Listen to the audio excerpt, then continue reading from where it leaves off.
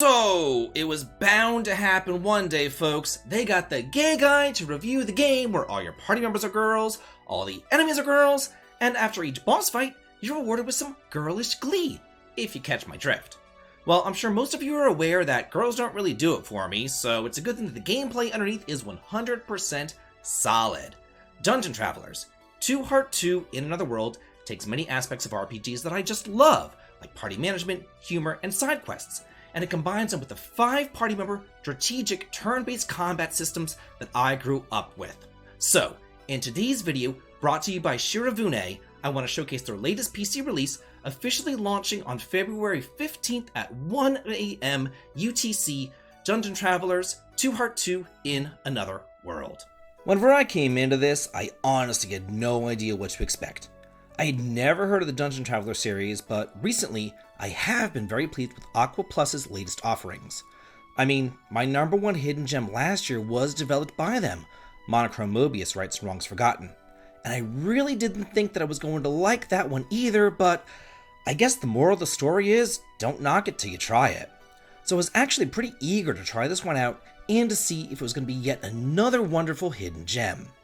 And with a little bit of research, I found out that this was originally released back for the PSP back in 2011, but only in Japan. And y'all know me.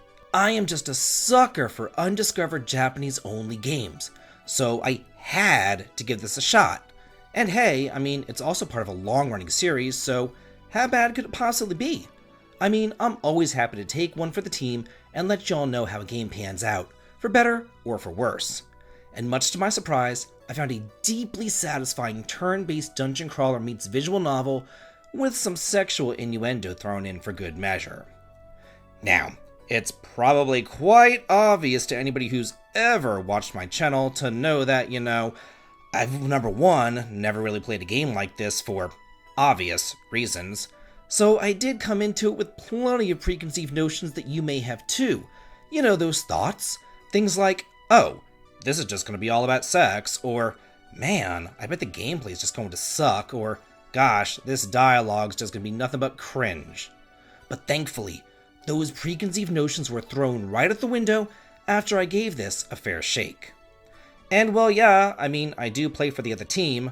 I know that many of y'all play for the larger team, if you catch my drift. And I'm not dumb. I am a red-blooded American male, and I know that sex sells, but I'm not here for that. So the real question for me is the game actually worth playing? And more importantly, what's the gameplay like? And I am happy to say that the gameplay isn't just some throwaway afterthought. In fact, the dungeon crawling gameplay, along with the strategic turn-based combat and the deep skill and class system, rivals that of other beloved dungeon crawler classics such as the Etrian Odyssey series. And it was really the gameplay that kept me invested for the long term. I mean, the ridiculous scenes after the boss battles were just kind of like icing on the cake though. So the game starts off with a bang, quite literally, as your crazy ex-student council president has a bright idea of making you her test players in her own little video game world. And once you put on the virtual reality helmet, an explosion sends you and the other students off into an alternate dimensions. And you didn't get super special magical girl powers that everybody else got, as the lone townsfolk tells you, you are the Charlie, not one of the angels. However, you are gifted a magical book, which you can use to seal weakened monster girls away to find out all of their super secret girly information. So I guess you could say it's kind of like Pokemon in that regards. Gotta catch all the girls. You begin with just 2 party members, the obligatory fighter and then the magic user. But as you explore the dungeon, you will quickly encounter more and more of your classmates. Only many of them have lost their memory or just gone a little bit crazy. And you'll have to fight them to jog their memories and get them back onto your side. And each of the girls has their own unique personality as well as their own unique specialized job classes. Soon enough, you'll be able to mix and match the girls to your heart's desire. And with 5 of them in your party at one time, it really does allow you to use much more esoteric job classes, like the maid, who specializes in regenerating your HP and TP after each battle. I've gotta say that I found the dialogue really humorous and funny, and there were definitely some laugh-out-loud moments and a lot of fourth wall breaking. This game does not take itself seriously at all. This is just a fun little romp, and many times the girls might find themselves in, compromising situations after you've given them the smackdown. And of course, that becomes all your fault because, you're the guy and the girls just blame the guys for everything. We've all seen that before. Am I right, guys?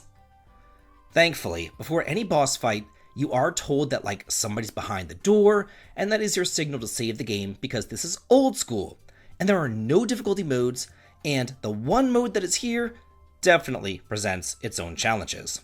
So if you're old school like I am, it can really get into this, and I found it to be the perfect game to kind of play and grind while I was just kind of doing some cardio sessions and stuff. The main meat of the gameplay is going to be inside the dungeons, which is thankfully auto-mapped for you, and it all appears on the same screen. It's not like you have to hit the start button or anything to see the map. The chests are clearly marked once you find them, as are the traps, such as one-way doors and warp points. It's really simple and easy to navigate. And once you're done with one floor, and then you decide to exit the dungeon to heal up, you can immediately warp on over to the next floor. You don't have to start at the beginning every time. Many of the treasure chests contain unidentified loot, and here's where a pretty big system of the game comes into play. Not only your item and gold management, but just kind of loot management in general. Your party can only carry a very limited amount of items, so as you explore deeper and deeper into the dungeon, you're going to have to periodically go back to town to get your treasures identified, which of course does cost gold, and gold can be rather hard to come by. So it is imperative that you're always selling off your unused equipment, as well as those junk items that you get from mobs.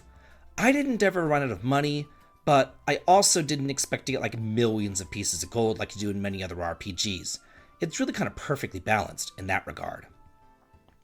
The battles are satisfying, fast, and fun, as you organize your girls into front and back rows, with the front row being able to deal much more physical damage, but also taking more damage, and then the girls in the back row being a bit more protected, as they utilized ranged weapons as well as magical spells. And it's very important to keep those casters in the back row, because if they're ever hit by an enemy attack, it might actually interrupt their casting, which adds yet another wrinkle to the challenge and to the strategy. Turn-based RPGs can be few and far between nowadays, so I was really happy to find this old school one here, and I love the take on the job classes as well as the rows. It reminded me a lot of Final Fantasy IV, where you also have rows and 5-member parties. Each time that you level up, you're going to be getting some skill points, which you can then use to invest in different spells or skills, or even passives, like counterattack or double attack and things like that. So you can really build up your party any which way that you choose. Then, as you gain more and more levels, class-changing options will open up too. And while there are only 4 classes at the beginning, you can eventually unlock over 25 different classes over the course of the game, leading to an endless variety, and then no 2 playthroughs will ever be the same.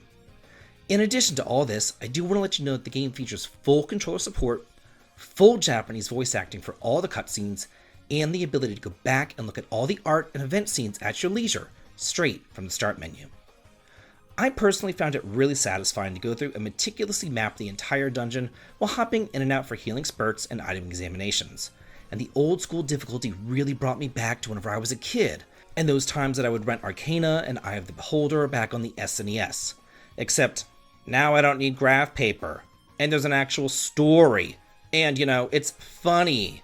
The monster designs are adorable, and the characters are endearing too. And personally, you know me, I'm a huge fan of games like Etrian Odyssey, as well as just turn-based RPGs in general. And if you are too, I highly suggest that you head on over to the Steam page located in the video description, as well as the pinned comment to add it to your wish list today. So that's it for my spotlight and review of Dungeon Travelers 2 Heart 2 in Another World, which was released for the PC at 1 AM UTC time on February the 15th. Have you ever played any of these games in the series before? Let me know what you think about them all, and let's get a discussion going on here, and let's all talk and chat about it, because I'm always in the comments too. And if you like what I do here on the channel, please head on over to the Patreon to sign up for early access to my videos, as well as behind the scenes photographs. The link to it is in the video description, and as always, please like, comment, and subscribe, and have a good day.